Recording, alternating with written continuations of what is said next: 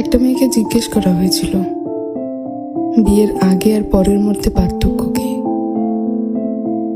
তখন সে বলেছিল, বিয়ের আগে ছিলাম বাবার বাড়ির মেয়ে, আর এখন হয়েছে শ্বশুর বাড়ির বৌমা।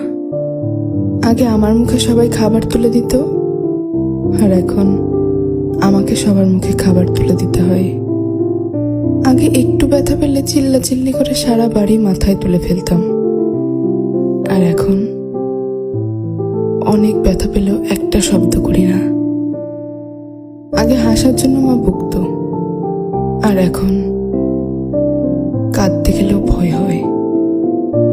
আগে একটু মন খারাপ হলেই মা বুঝে ফেলতো, কিন্তু এখন ভেতরটা চুরমার হয়ে গেলেও কেউ টের পায় না। আগে ভাবতাম বাইরের জগৎটা অনেক শান্তি, কিন্তু এখন বুঝি মায়ের আঁচলে নিজেই শান্তিতে ছিলাম।